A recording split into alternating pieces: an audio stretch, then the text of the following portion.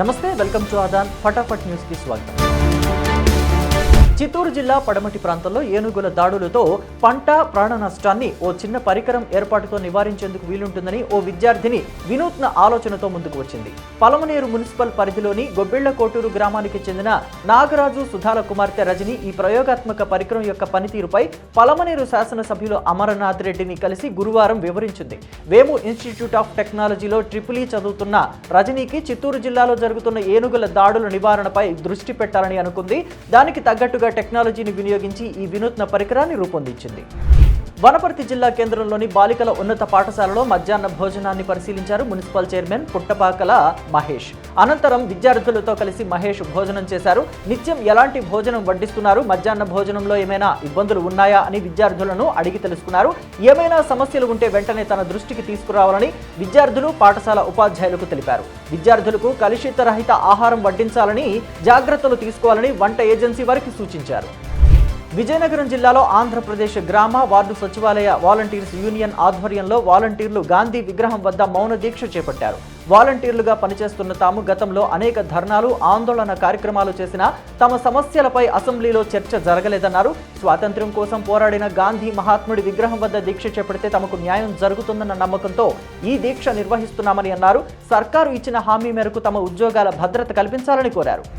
Jabardasth fame comedian Ram Prasad road accident పాలయ్యారు. Shooting కు వెళుతున్న సమయంలో తుక్కుగూడ ఔటర్ పై రోడ్డు ప్రమాదం సంభవించింది. ముందుగా వెళుతున్న కారు సడన్ గా బ్రేక్ వేయడంతో ఈ ఘటన చోటు చేసుకుంది.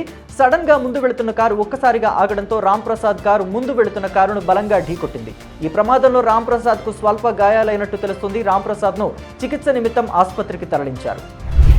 మాజీ ముఖ్యమంత్రి జగన్ అదానీ నుంచి 1750 కోట్ల రూపాయలు లంచం తీసుకుంటూ వచ్చిన ఆరోపణలపై దర్యాప్తు చేయాలని ఏసీబీని పీసీసీ అధ్యక్షురాలు షర్మిల కోరారు. జగన్ అవినీతిని అమెరికా సంస్థలు బయటపెడితే మన దర్యాప్తు సంస్థలు ఏం చేస్తున్నాయని ప్రశ్నించారు. అదానీతో జగన్ డీల్ పై 2021లోనే హైకోర్టులో పయ్యావుల కేశవ్ పిటిషన్ వేశారని గుర్తు చేశారు. యూనిట్ 2.49 రూపాయల చొప్పున 25 ఏళ్ల పాటు విద్యుత్ సరఫరా కోసం చేసుకున్న ఒప్పందంతో ప్రజలపై 1,00,000 కోట్ల భారం పడుతోందని అన్నారు. ఆంధ్రప్రదేశ్ను వర్షాలు వేడనంటున్నాయి. బంగాళాఖాతంలో ఒకదాని తర్వాత మరొకటి అల్పపీడనాలు ఏర్పడుతుండటంతో అన్నదాతల గుండెల్లో రైళ్లు పరిగెడుతున్నాయి. రేపు బంగాళాఖాతంలో మరో అల్పపీడనం ఏర్పడనున్నట్లు వాతావరణ కేంద్రం వెల్లడించింది. ఈ నెల 6-7 తేదీల్లో ఏర్పడే ఆవర్తనం దక్షిణ దిశగా పయనించే అవకాశం ఉన్నట్లు అంచనా వేస్తున్నారు. ఫెంగల్ తుఫాను బలహీనపడి అల్పపీడనంగా మారి అరేబియా సముద్రంలోకి ప్రవేశించింది. దీంతో గురు, శుక్రవారాల్లో దక్షిణ కోస్తాలో తేలికపాటి వర్షాలు కురవనున్నాయి. బీఆర్ఎస్ నేత, హుజూరాబాద్ ఎమ్మెల్యే పాడి కౌశిక్ రెడ్డిపై కాంగ్రెస్ నేత అద్దంకి దయాకర్ మండిపడ్డారు. పాడి కౌశిక్ రెడ్డి ఒక ఎమ్మెల్యే అనుకుంటున్నారా, రౌడీ అనుకుంటున్నారా అని ప్రశ్నించారు. కౌశిక్ రెడ్డి ప్రజాస్వామ్య వ్యవస్థలపై అవహేళనగా మాట్లాడుతున్నారని మండిపడ్డారు. కౌశిక్ రెడ్డి ఒక ఎమ్మెల్యే అనే విషయాన్ని మర్చిపోయి మాట్లాడుతున్నారంటూ దుయ్యబట్టారు. కేసీఆర్ కుటుంబం కౌశిక్ రెడ్డిని వాడుకుంటుంది అన్న విషయం ఆయనకు అర్థం కావట్లేదని ప్రశ్నించారు. అసలు ఆయన ఎవరి ఏజెంటో అర్థం కావడం లేదని కూడా అన్నారు. తెలంగాణలోని రేవంత్ రెడ్డి సర్కారుపై మాజీ మంత్రి ఎర్రబెల్లి దయాకర్రావు తీవ్ర స్థాయిలో ధ్వజమెత్తారు. ముఖ్యమంత్రి రేవంత్ రెడ్డి మోసకారి అని దేశమంతా తెలుసన్నారు ఎర్రబెల్లి దయాకర్. ఇకనైనా పిచ్చి పిచ్చి మాటలు ఆపాలని సీఎం రేవంత్ కు హితవు పలికారు. మాజీ మంత్రి హరీష్ రావు, ఎమ్మెల్యే పాడి కౌశిక్ రెడ్డి ఎప్పుడూ కూడా రేవంత్ రెడ్డి మాదిరిగా దౌర్జన్యాలు చేయలేదన్నారు. బీఆర్ఎస్ పార్టీ నేతలను జైల్లో పెట్టినా ప్రశ్నించడం మాత్రం ఆగదని అన్నారు.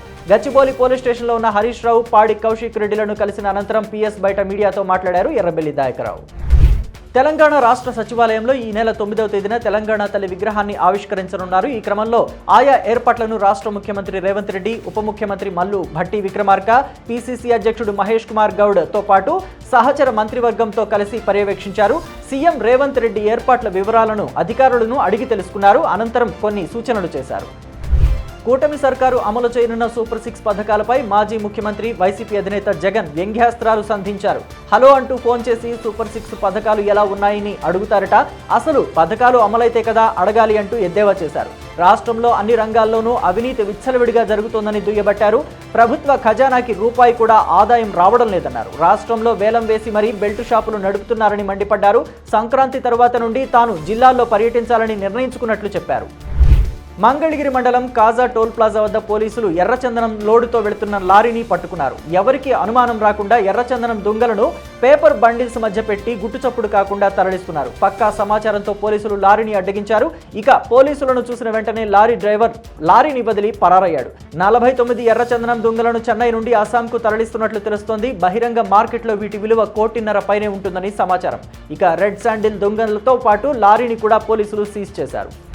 మహారాష్ట్ర ముఖ్యమంత్రిగా దేవేంద్ర ఫడ్నవీస్ ప్రమాణ స్వీకారం చేశారు. ఈ భారీ మహోత్సవానికి ప్రధానమంత్రి నరేంద్ర మోదీ, హోంమంత్రి అమిత్ షా విచ్చేశారు. ప్రమాణ స్వీకారం చేయడానికి ముందు దేవేంద్ర ఫడ్నవీస్ ప్రత్యేక పూజలు నిర్వహించారు. ఇదే వేదికపై డిప్యూటీ సీఎంలుగా ఏక్నాథ్ షిండే, అజిత్ పవార్లు కూడా ప్రమాణ స్వీకారం చేశారు. వీరితో పాటు ఫడ్నవీస్ కేబినెట్లో చోటు దక్కించుకున్న మరికొంతమంది మంత్రులు కూడా ప్రమాణ స్వీకారం చేశారు. ఈ నెల 14వ తేదీన జరగనున్న సాగునీటి సంఘాల ఎన్నికలకు అధికారులు అన్ని రకాల ఏర్పాట్లు చేయాలని రాష్ట్ర జలవనరుల శాఖ మంత్రి డాక్టర్ నిమ్మల రామానాయుడు అధికారులను ఆదేశించారు. గురువారం అమరావతి సచివాలయంలో ఏర్పాటు చేసిన మీడియా సమావేశంలో ఈ విషయమై మాట్లాడారు. అధికారుల విషయంలో ప్రత్యేక శ్రద్ధ తీసుకోవాలని కోరారు.